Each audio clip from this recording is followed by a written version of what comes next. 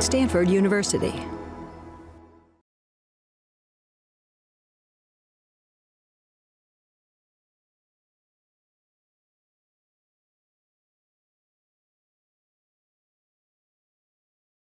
Welcome to Stanford Medicine's 11th Annual Contemplation by Design Summit. I'm Dr. Tia Rich, founder and director of Contemplation by Design.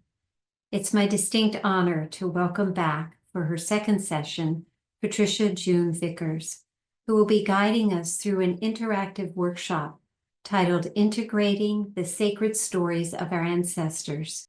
Patricia June Vickers has her PhD, and she belongs to the Eagle clan from the village of Gitxaala, British Columbia, where she carries a feast hall name as well as one from the Nuxalk village in Bella Coola, British Columbia.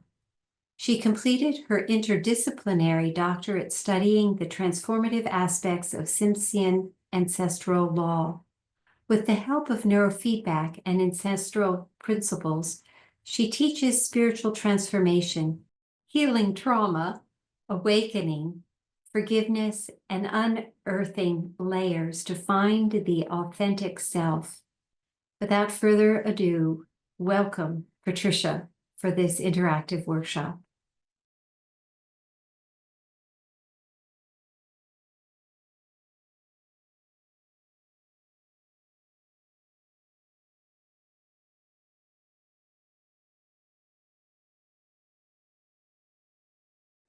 Thank you, Tia, and thank you again for this invitation.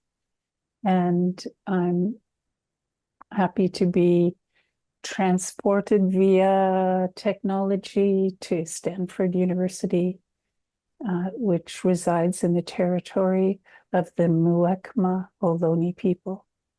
And I pray prayers for the Muwekma Ohlone, for those who are alive today, for those who are yet to be born, and also to express gratitude for prayers that were prayed by their ancestors. May they all prosper and be well.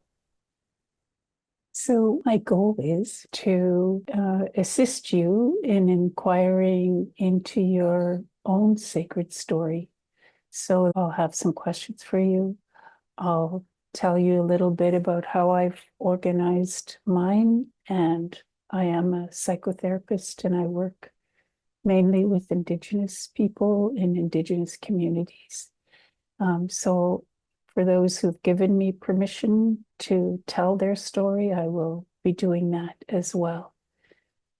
So a little more about me, if you weren't in the talk yesterday, is that my mother was an English woman. She was the third of 8 daughters born to Sophia Braithwaite and John Freeman, both from England.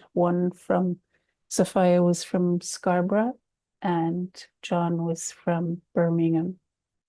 And my mother went to the village of Gitxaala to teach federal day school and to be the field matron. And that's where she met my father and definitely fell in love with the people. So a lot of what I was taught about the village, because I'm the 6th born of 7. So when I was born, the family moved from Gitxaala, which is on the coast of BC. It's south of Alaska. And the family moved up the Skeena River to Gitxaala territory. And so my first 7 years were there. So I'm going to start by it's something that I've developed as a part of deep brain reorienting, which was developed by psychiatrist Frank Corrigan, who lives in the UK and teaches DBR to therapists around the world. So I had the honor of being trained by Frank. And this first part, the sweat lodge isn't our way on the coast, but we definitely acknowledge not only the 4 directions, but we also look at southeast and southwest and northeast and northwest because we're a coastal people.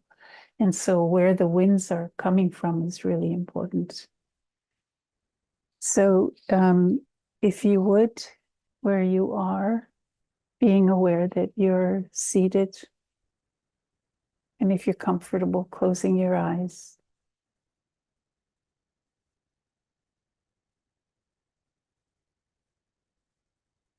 Just being aware of your breath, your inhale and your exhale.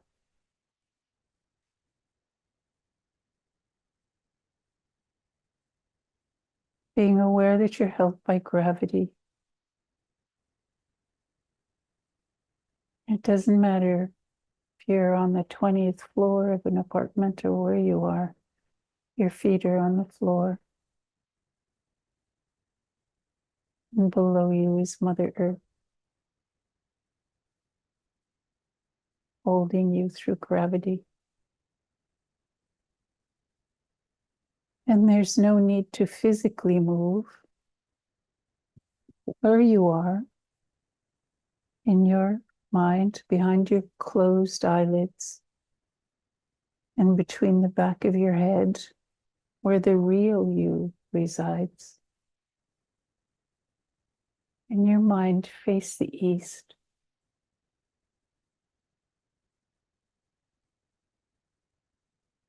Where the sun rises every day.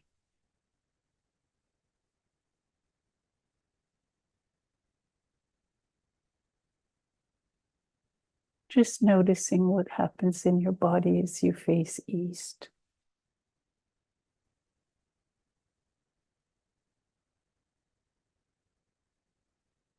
And now, turning to face south. We're following the way the clock moves in the earth. In your mind, you're facing south now.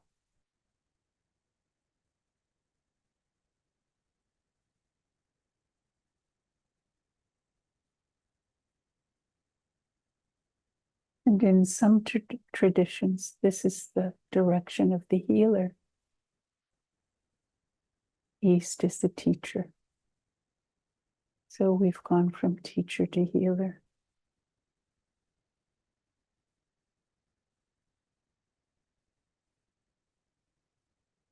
Not trying to figure anything out, just watching the mind.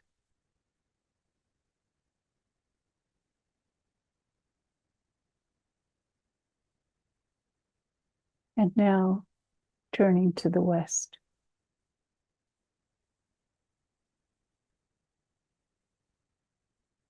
The end of the day. The time of rest. Darkness and night. And the way of the visionary, our dream time.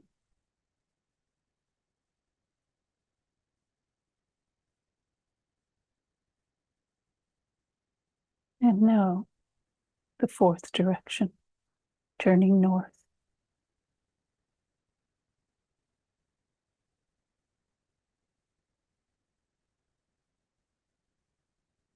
The way of the warrior.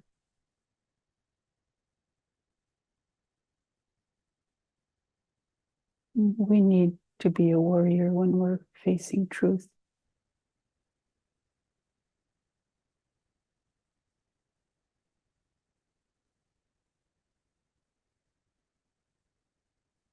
And now the final, and that's the center. And if you can sense it from the top of your head, down through your head, through the center, down through your heart, through your gut, and right down to your feet, down to the earth. That's the sacred line.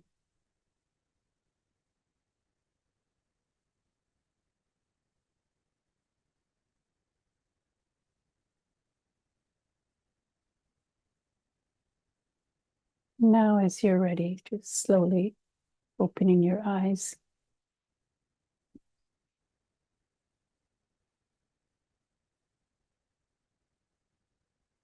So that's orienting to the four directions. It's to ground. If you feel dysregulated in any way, overwhelmed, that's what I do. I orient myself. So dysregulation is about disorientation.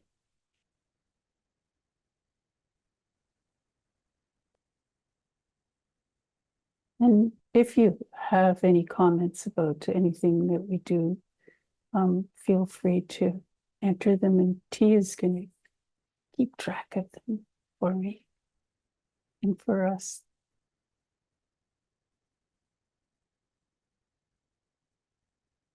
So that was the 4 directions. So in Tsm'syen, which is translated to English, it means real speech or real talk. And that's the language of where I'm from. But the language of Tsm'syen people is Tsm'syen. So Adawach are sacred stories that tell of the connection between humans, animals, the land, and the supernatural.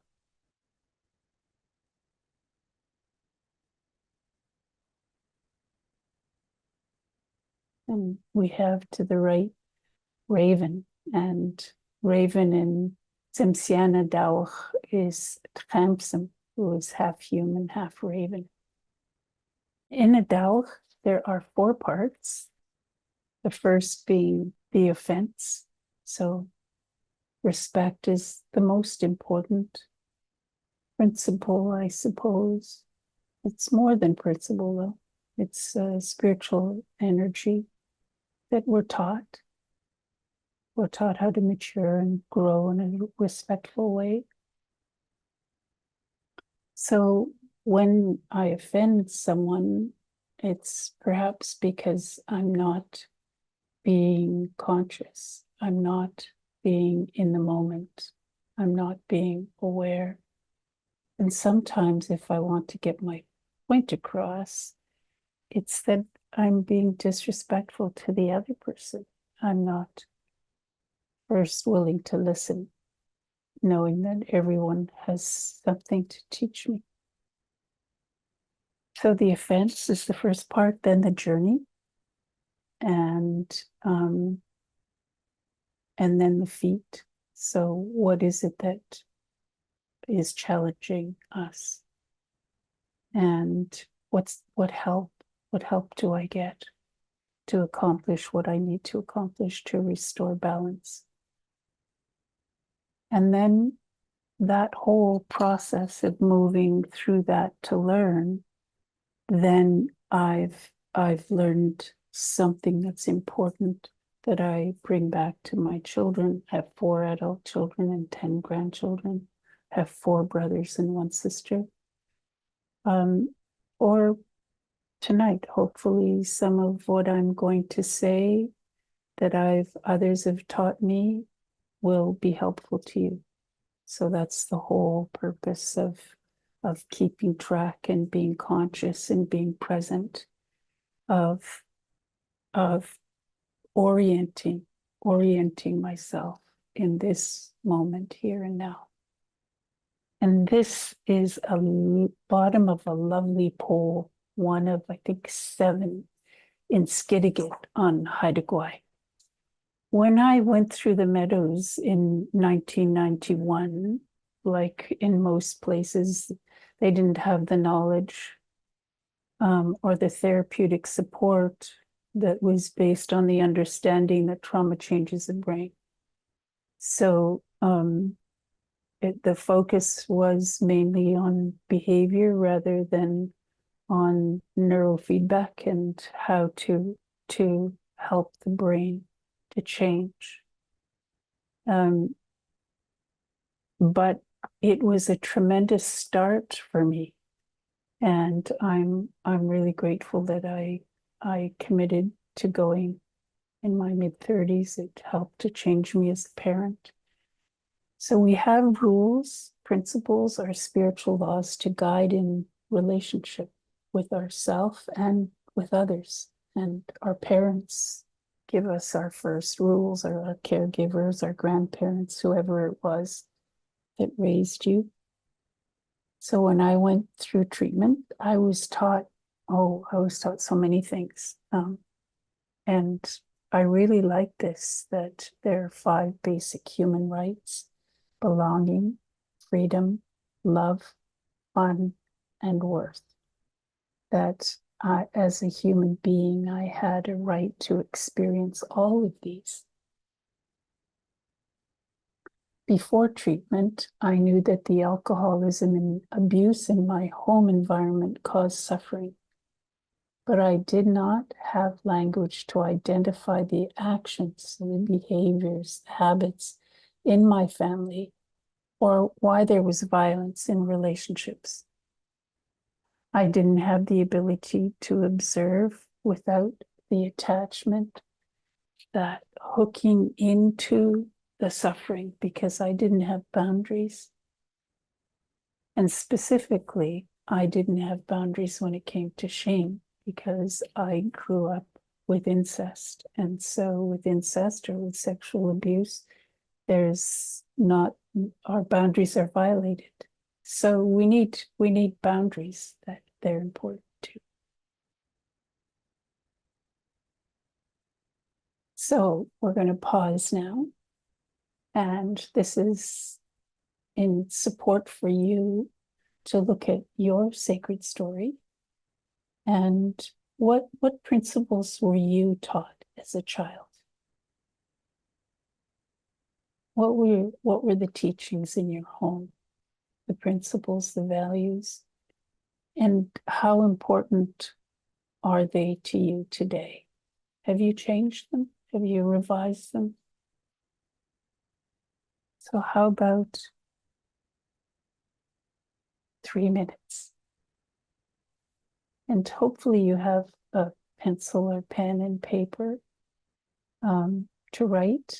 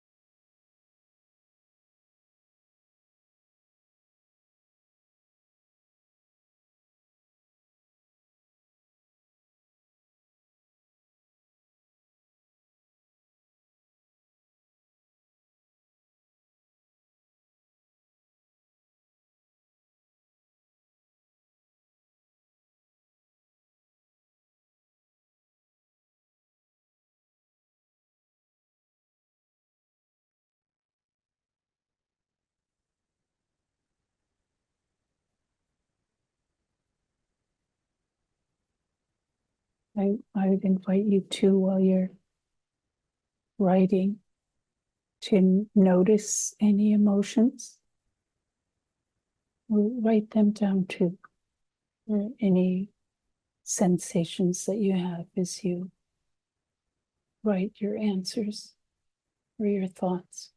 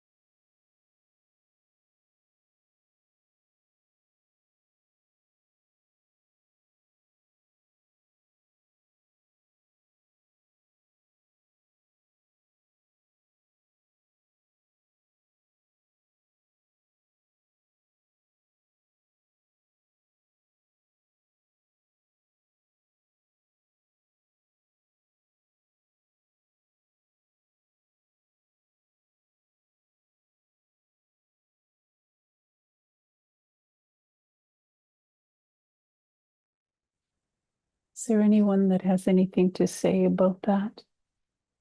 Or that wants to say anything?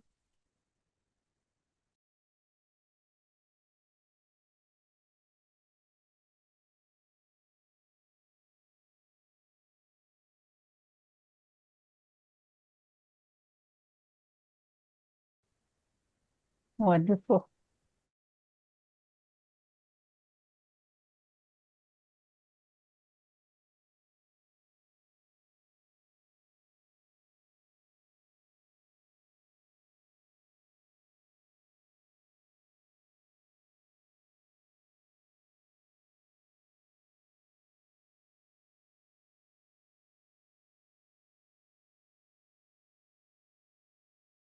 I think for me, when I saw those, why don't I go back to them?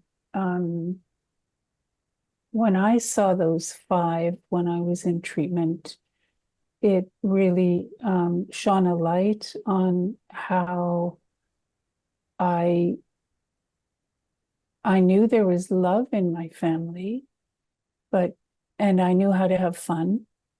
But I think that the belonging, freedom, and worth were, let's say, blanketed with shame. So they were, what I appreciated was that for me was that they were mine, and so I was going to go on a journey to claim them. Does that answer your question?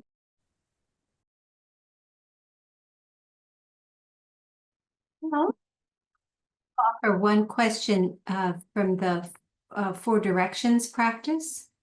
If you would speak to the statement, we need to be a warrior when we are facing truth. Yes.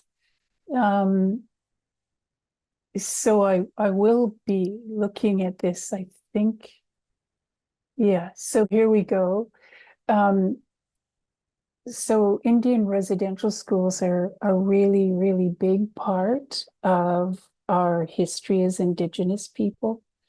So speaking the truth, it means we come out of silence. So if there was domination, our mother towards our father towards our mother, or if we weren't raised by our mother and father, then who our caregivers were. So no one talked about these dynamics that were not respectful.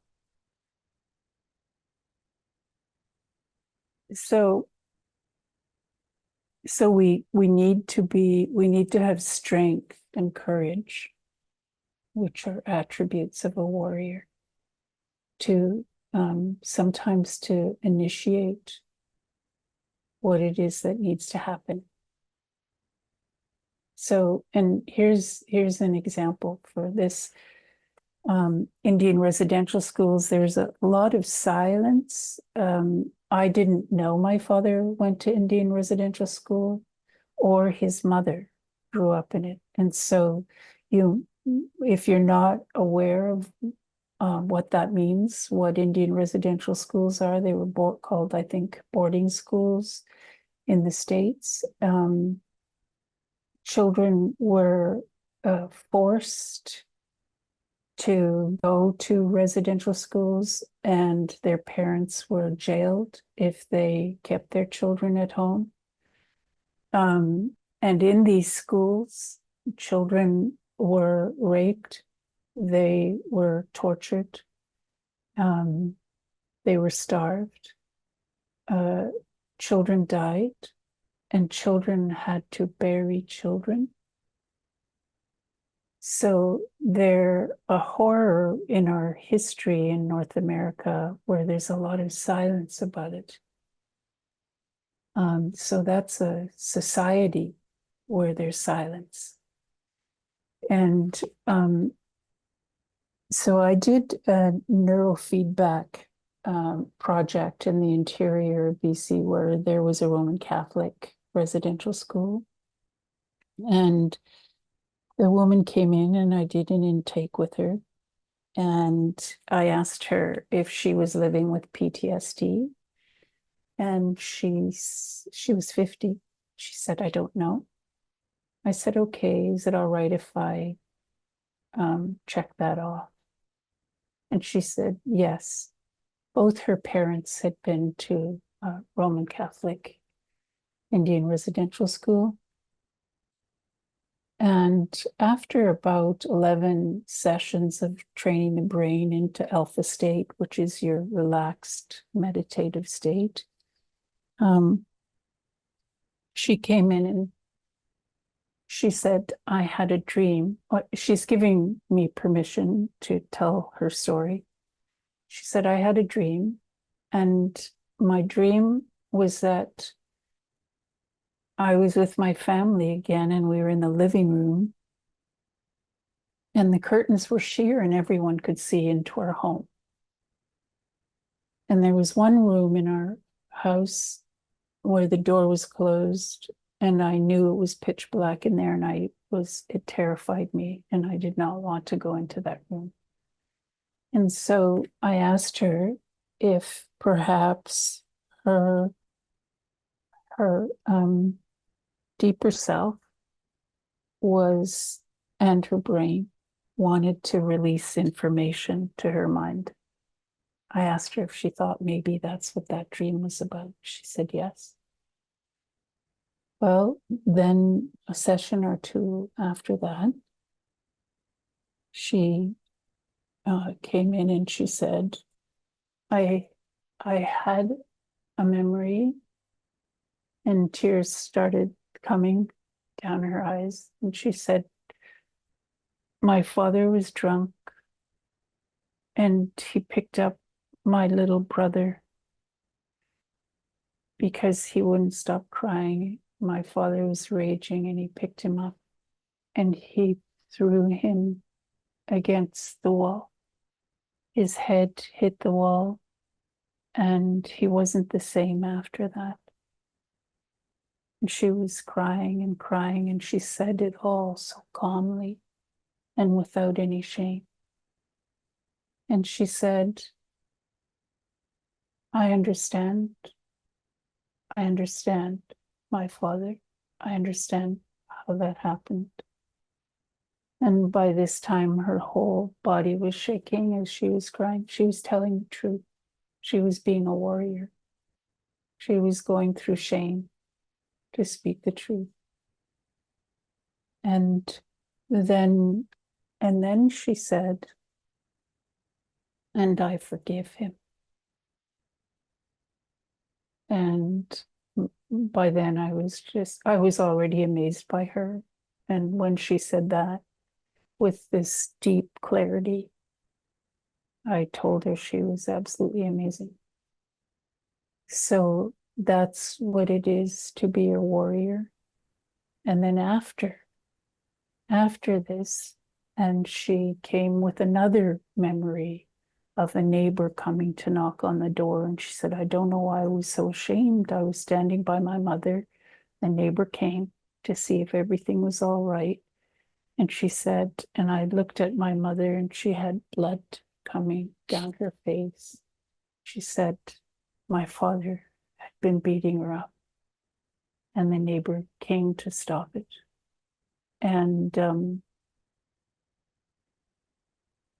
I thought, yeah, look at her. She opened the door to that dark room, to these incredibly difficult memories that are a part of her sacred story.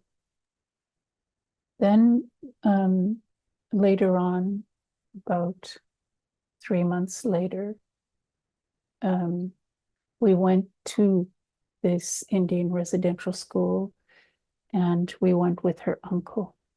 And her uncle tells her and her cousin about when one of the brothers, so one of the priests, had a child wasn't moving fast enough. And this brother had picked the child up and threw the child against a concrete wall, and again damaged the brain so that this child's motor ability was never the same after that. So these two women who were in their 50s didn't know that this was a part of their history. They didn't know that this had happened to their uncle in this school. So when we decide that we're no longer going to be silent, then amazing things happen. Difficult. It was difficult for her to speak the truth. But then what she does is we have a meeting, everyone who was in neurofeedback, we all got together for a dinner and everybody took turns talking about their experience. She got up and she told everyone. She told everyone, and there was absolutely no shame. Because there's this understanding of this injustice against us as intergenerationally as Indigenous people. So just these prayers to understand the insanity.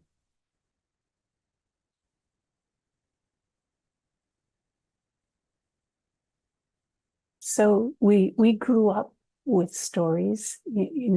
My grandparents,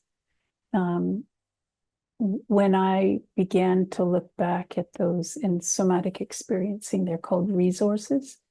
When I look back at the resources, when Julie was talking about the teaching she received, do you know, Julie, my grandfather was the same way, and he was Heiltsuk. He was from the Heiltsuk Nation. What a wonderful principle and value to grow up with. And I remember my father's father and my father's mother and them speaking the language, and how important. I didn't know how important those resources were until I began to face my history of suffering. So, and we all have suffering in our childhood in some way. So what stories influenced you when you were growing up? Is there a main story that influenced you? My grandfather used to tell, he was a trapper and a fisherman, and he would tell stories about himself not having toilet paper, being in the bush and making fun of himself and laughing at himself at what he had to do. And so those are stories that influenced me throughout my life. The importance of being able to laugh at myself, things that I've done. And then how did the stories that you grew up with condition or train you? So the social story that I grew up with was that I was inferior as a human being because I was an Indian. That's colonial fabrication. And it's throughout North America. So seeing that it's simply conditioning was incredibly helpful. So let's take, how's 3 minutes?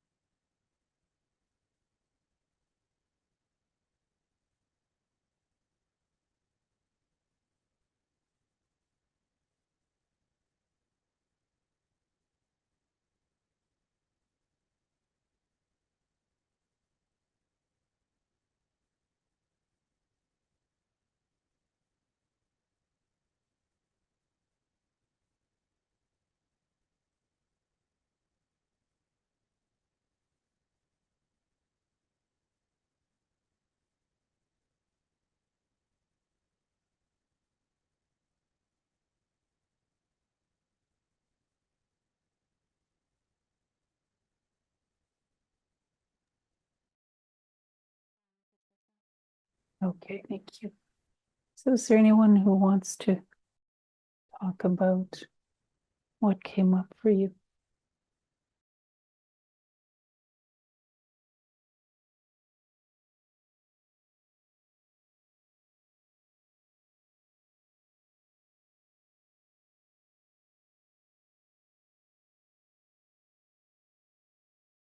Beautiful. This is a painting of a wolf helping spirit, and it's carrying it's a soul catcher. So what we believe when we experience traumatic events is that part of our soul is lost, and usually it's lost in the place where the trauma happens. And so healing is about being able to go back to those moments in time to retrieve our soul.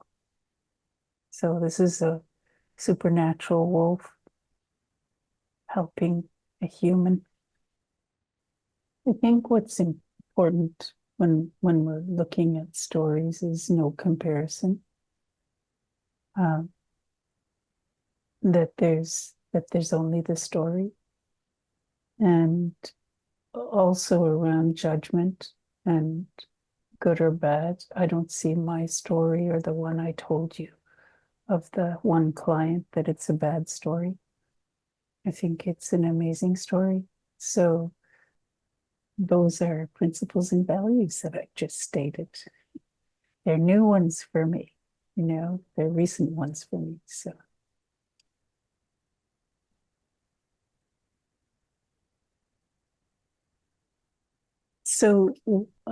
what I want to say before this one is that so in looking at what I've told you so far about being an Indigenous woman, a Tsm'syen woman, is that I grew up with oppression, cultural oppression, that there's the offense of government, of churches against my people intergenerationally. So we can look at an offense as something like that that's about oppression, or going deeper for myself, being raised with abuse and violence as and the other thing about me is that I didn't remember most of it. I had dissociative amnesia. So that dissociation of leaving my body so many times because it happened so often that with dissociative disorder, there's depersonalization. So I lose the sense of who I am as a person, and derealization. There's also the inability to stay in my body when I'm afraid or when I'm anxious. So as a mother, I was constantly bumping into a sense of powerlessness, because children are naturally immature. So, so I think probably it was my greatest challenge was motherhood, and I wasn't able to be the way I wanted to be. I wasn't able to be the loving mother I wanted to be. I certainly had many moments when I was, and when I was nurturing, but when those moments came when I was overwhelmed with that sense of powerlessness or being trapped, then I raged. So I would say that for me, on my journey, my greatest struggle was the rage against my children, the innocent, sacred ones, those times when I did, or later on when I was no longer raging, then I was neglecting and I wasn't present. So I raised all four of my children. I had them in sports. I did all of these things. I sewed for them. I sewed quilts. I baked. I cooked. But also there was an absence. And so I would say that my motivator was my this inability. And my kids know that. They see the changes in me, and as they have now children of their own, they they say things to me that are like a wonderful ointment on a wound of guilt.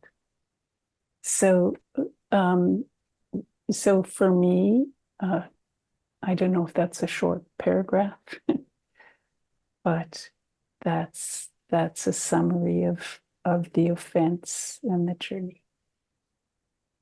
So thinking of yours and whichever way you want to look at it, because we all bump up against some sort of conflict in our childhood.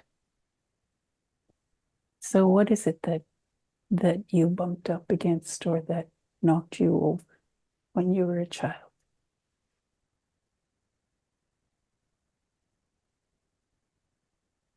And how did that impact you? So if we could take 3 minutes.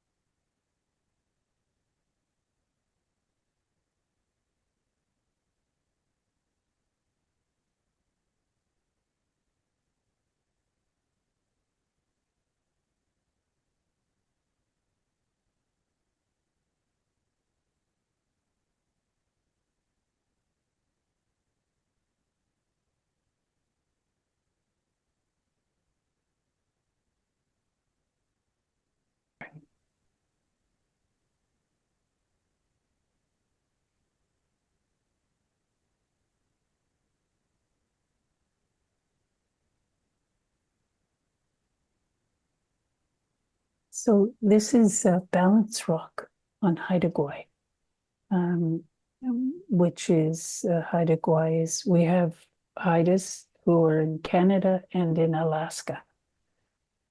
Language is very similar. And this is just outside of Skidegate, or Skagilda is the Haida name of the village. The lovely rock, huge. I mean, you can't see the size of it because there's no human there to show you how big it is, but it's big. And I would say that every day what we do is we work to be in spiritual balance. So that's when I'm being honest and truthful with myself and with you, and respectful. And when I'm not, then things are rocky. So that's balance there. So many of our adawah are about, really they're about living not fully in the body, not aware. And so there's this struggle with selfishness and greed or arrogance. And so I talk to you about, for myself, my challenges.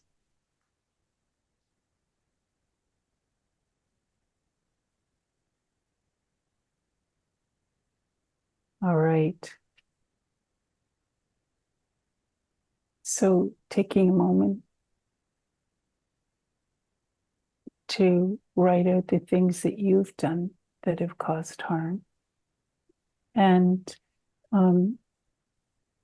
I think this can be an overwhelming, more so than others. At least it has been for me, for sure. So going gently and carefully and respectfully is important, and doing what you can manage for this exercise.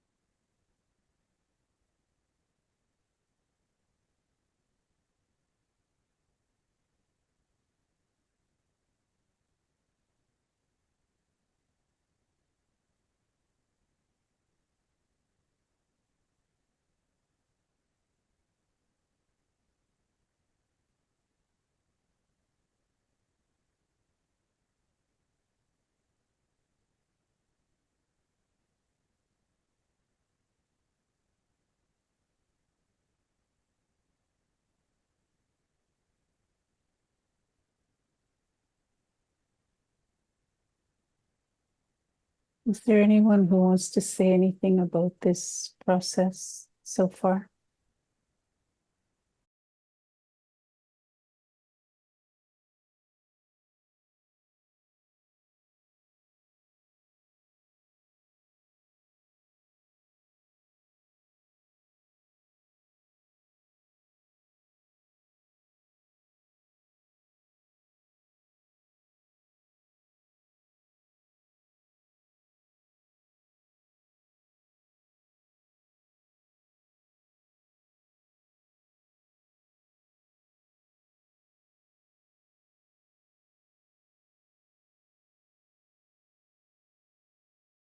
Mm-hmm. Thank you. It sounds like you oriented to love.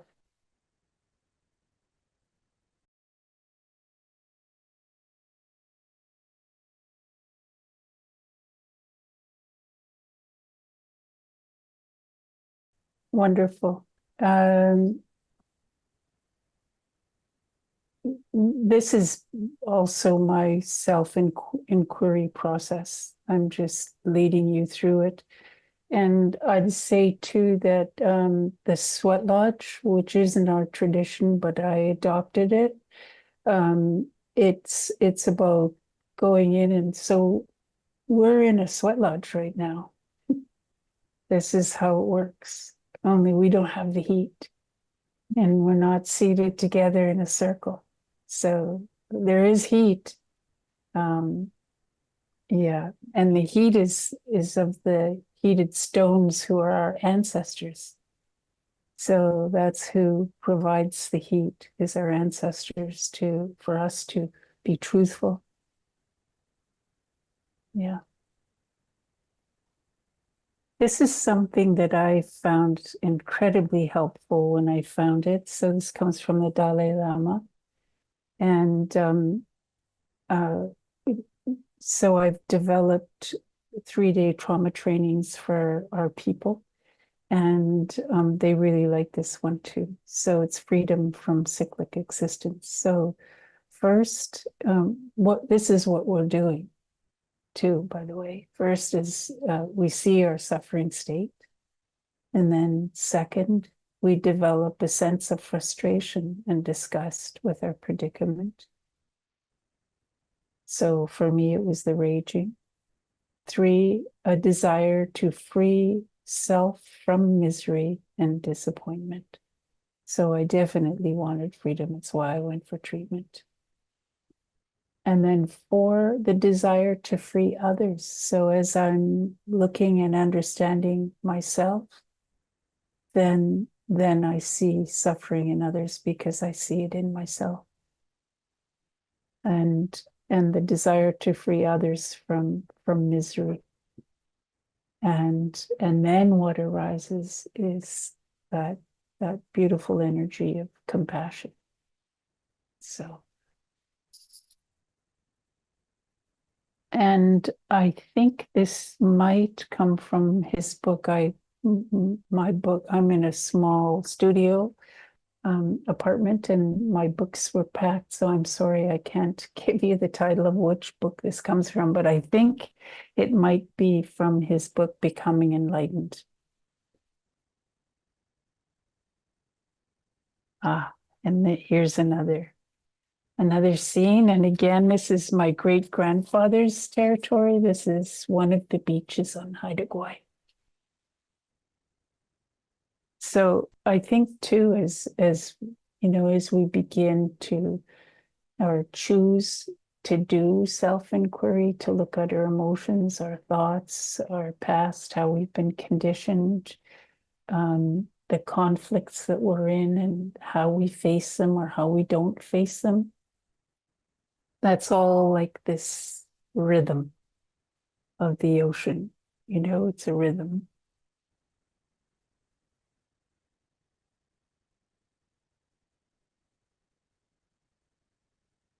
Mm-hmm. I remember so clearly it was in the living room and the incest had gone from me and my girlfriends, and my daughters were 3 and 7 at the time when I found out that my father was abusing them, sexually abusing them. And that was in 1989. And so when I saw that, my whole world was shattered. And I had enough information. So this was all before I went for treatment. I had enough information to, because this couple, Bruce and Dolly Lansdowne, had been through treatment at the Meadows, and they'd been telling me about codependence and shame and carried shame, and they gave me all this information. And so it was as though, not as though, I was prepared to ask my daughter, and she told me. And so then I moved, I confronted my father, I reported him, I left my parents' home. I was in summer school. I took my children and left. And that whole process of seeing that it was absolutely insane. There was no respect. There were no boundaries. And how could he do that to his granddaughters? And not only mine, my siblings, girls as well. And so it was a horrible thing to face. And I hated him. And I hated him deeply. I imagined myself killing him with my hands, with a board, all these different horrible, ugly hatred thoughts. And this went on for quite some time. It was almost a year of this intense poison in my whole body. And then one day we were having family meetings, and my children, you know, they all knew what had happened. My oldest boy was 9. And so now their birthdays had happened and they were 1 year older. And they asked me, what happened to Ya'a? And that's our Tsm'syen word for grandfather. What happened to Ya'a? Where is he? And I was stunned. I wondered why they were asking about their grandfather. And I just said he's in jail. And I could see that they loved him, my daughter. And I thought, I have to, not religiously, but I really have to know what forgiveness means. It's something important because I know it'll bring freedom, because living in this poison just poisons others too. So that's why I have this slide, because it's a really important part of our journey, all of our journey. Forgiveness involves willfully putting aside feelings of resentment towards someone who has committed a wrong, been unfair or hurtful, or otherwise harmed you in some way. Forgiveness is not merely accepting what happened or ceasing to be angry. Rather, it involves a voluntary transformation of your feelings, attitudes, and behavior, so that you are no longer dominated by resentment and can express compassion, generosity, or the like toward the person who wronged you. So it took some time for that anger, the hatred, did go with forgiveness over time and choosing forgiveness over and over again. And so when there are great wrongs against us, then we're brought to that place bit by bit, bit by bit. We learn and it grows, and then transformation eventually happens, because like love, it is a spiritual energy that invites transformation.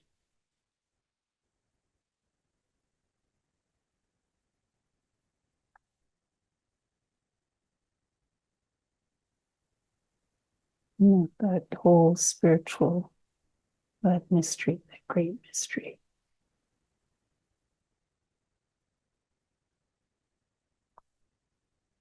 I like this one. Studies have found that the act of forgiveness can reap huge rewards for your health. And I could say definitely, definitely.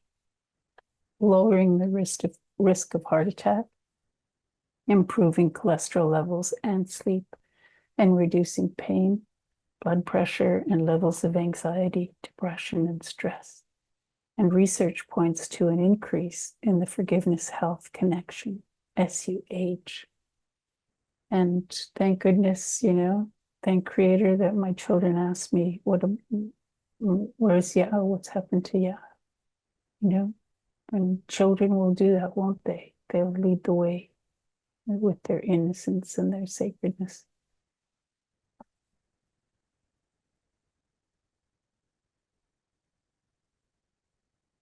So the ability to live spiritual principles comes through spiritual experiences, and forgiveness is definitely one. In the Adao, the storyteller doesn't tell us outright that respect is something we learn in the spiritual realm. We come to understand this with the lessons coming about in the land of the supernatural. It's an earth angel.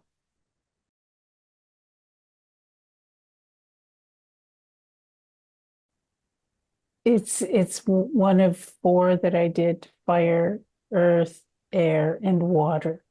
It's something that I came up with. So yeah, because we all experience the supernatural in some way. So now we're moving through your sacred story from the beginning, where we were looking at the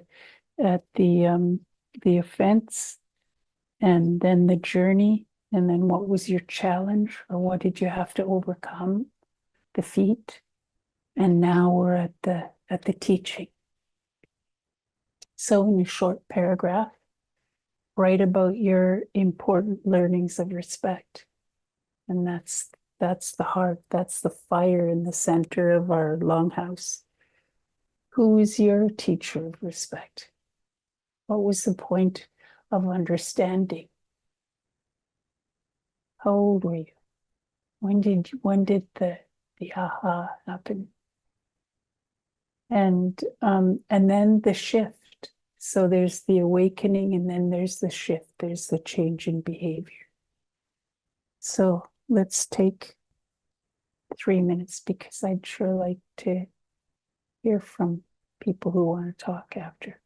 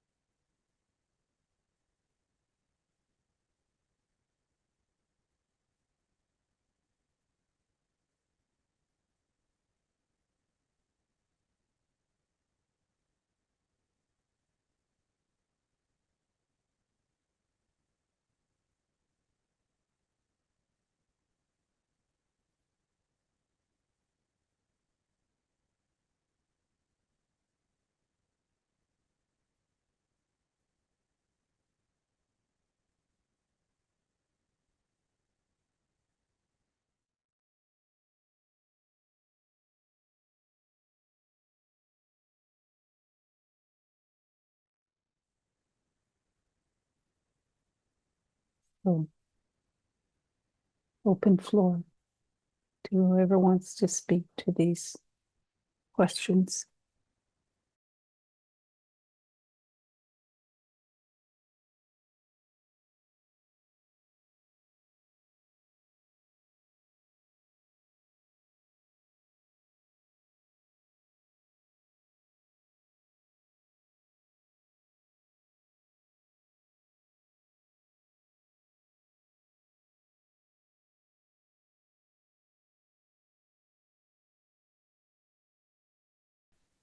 Right, great. So our emotions are like guides. And so if I'm in if I'm feeling fear and it just keeps building into anxiety, then I need to slow down and I need to be present for that. And I need to look into it, almost dialogue with it, because it's my guide. It's going to inform me. So that's how I see emotions with anger. The Anglican Church missionized my father's village, and so that's how I was raised in the Anglican Church. And one of my art exhibitions was hanging in a church, and I'd attended a number of times. And then I noticed I was really angry, and I didn't know what the anger was about. So I had to stay with it and stay with it and stay with it. And then for more than days, about 3 weeks of this. And then I woke up one morning and I said, or there was like this complete thought. It wasn't I said, there was this complete thought of the Anglican Church put time, energy, and money into Indian residential schools for decades and decades, where children were tortured and harmed. And what are they doing now? How are they supporting healing? An apology isn't enough. So if I hadn't stayed with it, and the other thing that's important is not harming myself or anyone else with it. So that's the gift of our emotions. And then your other question was sensation. So with sensations, how I was raised culturally, our emotions and our body sensations when we're experiencing something, sometimes that's how the spirit world communicates with us, or that's how our ancestors communicate with us, or that's how the creator communicates with us, or these unseen beings, that's how they communicate with us, is through our bodily sensations. So they're important as we're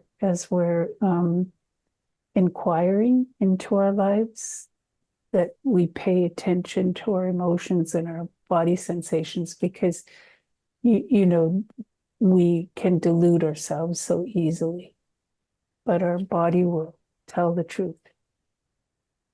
Yeah.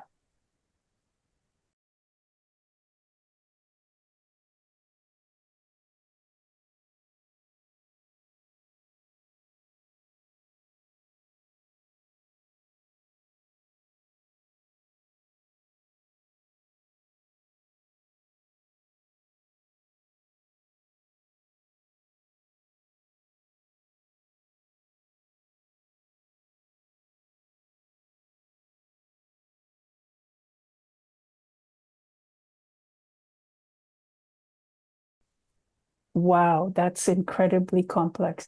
Trying to make sense of the world, but not only sense, there's that desire, all of us seek those five: the belonging, the love, especially belonging and love if we look at attachment theory, but never mind theories. We all long for this. And so what I read is that there you are, finding resources and moving with them. It's wonderful. Children are incredibly resourceful. It's amazing. And you as a child, all of you were incredibly amazing, sacred. Thank you, Patricia, for the depth of what you've shared in this workshop, and we look forward to being with you tomorrow morning for the guided of my life as sacred story. Thank you, Patricia. Yes, thank you. I'm really grateful for this opportunity, and I want to thank everyone for being in this sacred place together and creating the sacredness as we come together to be honest and open. Thank you.